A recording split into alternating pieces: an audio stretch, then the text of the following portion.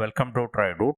നമുക്ക് ഇന്നത്തെ ഗോൾഡിന്റെ പ്രൈസ് മൂവ്മെന്റ് അനാലിസിസ് ഒന്ന് നോക്കാം. അതിനുവേണ്ടി ആദ്യമായിട്ട് എടുത്തിരിക്കുന്നത് ഗോൾഡിന്റെ വൺ ഡേ ചാർട്ടാണ്. വൺ ഡേ ചാർട്ടിലെ പ്രധാനപ്പെട്ട ഏരിയാസ് മാർക്ക് ചെയ്ത് വെച്ചിട്ടുണ്ട്. നോക്കിയാൽ കാണാം, ഇവിടെ ഒരു സപ്പോർട്ട് ഏരിയ കാണാം. ഈ ഒരു ഏരിയയിലേക്ക് ഇന്നലെ ക്യാൻഡിൽ ഇറങ്ങി വന്നിട്ട് നല്ല രീതിയിൽ റിജക്ഷൻ എടുത്തു. ഇന്ന് അതിൻ്റെ ഒരു കണ്ടിന്യൂവേഷൻ ആയിട്ട് മുകളിലോട്ട് പോകുന്നുണ്ട്.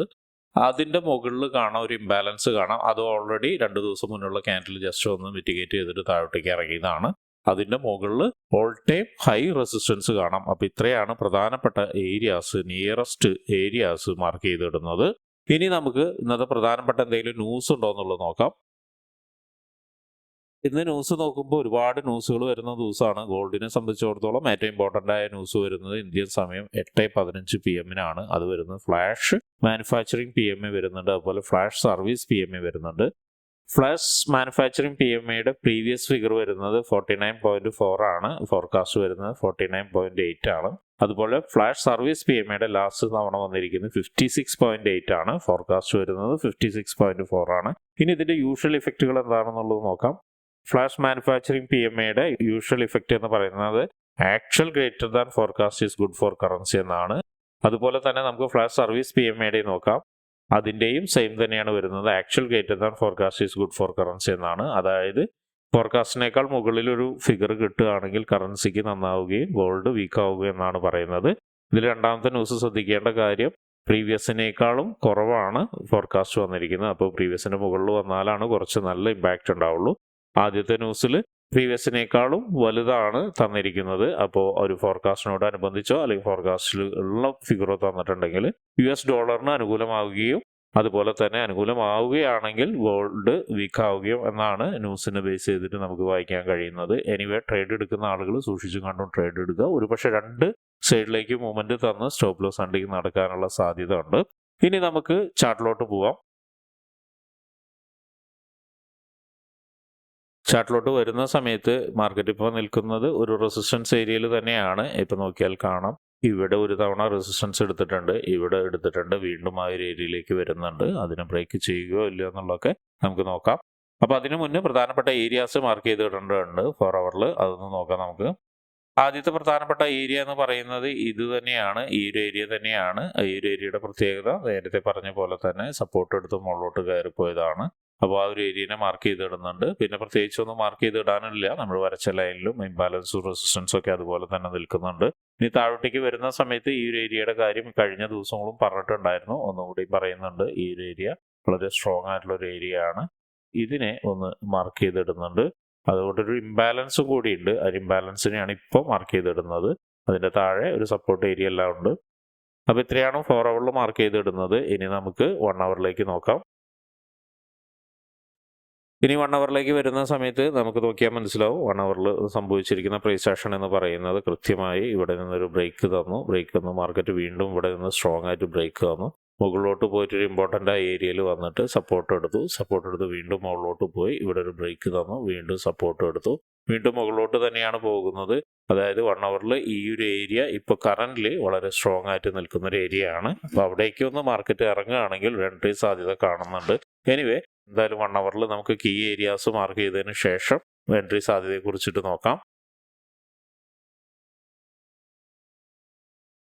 1 ഹവറിലേക്ക് നോക്കുന്ന സമയത്ത് ഒരു കീ ഏരിയ എന്ന് പറയുന്നത് നമ്മളിപ്പോൾ മാർക്ക് ചെയ്ത 4 ഹവറിൻ്റെ തന്നെയാണ് ഒരു കീ ഏരിയ എന്നുള്ളത്. ബാക്കിയുള്ളതെല്ലാം അതുപോലെ തന്നെ നിൽക്കുന്നുണ്ട്. ഇനിയിപ്പോൾ 1 ഹവറിൽ പ്രത്യേകിച്ച് ഒന്നും മാർക്ക് ചെയ്യാനില്ല. ബ്രേക്ക് തന്ന ഒരു ഏരിയനെ നമുക്ക് തൽക്കാലം ഒന്ന് മാർക്ക് ചെയ്തിടാം. അത് മാത്രമാണ് ചെയ്യുന്നത്, വേറെ ഒന്നുമില്ല. എനിവേ ഇനി താഴോട്ടേക്ക് വരുന്ന സമയത്തെല്ലാം അതുപോലെ തന്നെ നമ്മൾ 4 ഹവറിൽ മാർക്ക് ചെയ്ത് അതേപോലെ തന്നെ നിൽക്കുന്നുണ്ട്. അതുകൊണ്ട് തന്നെ കൂടുതൽ കാര്യങ്ങളൊന്നും മാർക്ക് ചെയ്തിടുന്നില്ല.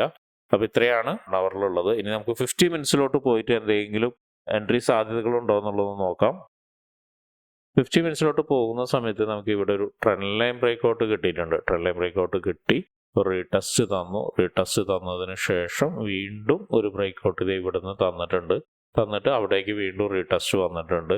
എന്നിരുന്നാലും 50 മിനിറ്റ്സിൻ്റെ ഒരു ഇമ്പോർട്ടൻ്റ് ആയ ഏരിയ എന്ന് പറയുന്നത് ഇപ്പോഴും ഇത് തന്നെയാണ്. നോക്കിയാൽ കാണാം, ഇവിടെ മൾട്ടിപ്പിൾ ടൈം വന്നിട്ട് മാർക്കറ്റ് ഹിറ്റ് ചെയ്തിട്ടുണ്ട്. പലതവണ വന്നിട്ട് മാർക്കറ്റ് ഹിറ്റ് ചെയ്ത ഒരു ഏരിയ എന്ന് പറയുന്നത് ആ ഒരു ഏരിയ ആണ്. ആ ഏരിയയിലേക്ക് ഒരു പക്ഷേ മാർക്കറ്റ് ഇറങ്ങുകയാണെങ്കിൽ, അതായത് ഇവിടെ നിന്നെല്ലാം ഒന്ന് ഒരു റിജക്ഷൻ കിട്ടി ഇവിടെ താഴോട്ടേക്ക് ഇറങ്ങുകയാണെങ്കിൽ ഇവിടെ നിന്നൊരു ബൈ എൻട്രി നമുക്ക് എക്സിക്യൂട്ട് ചെയ്യാം.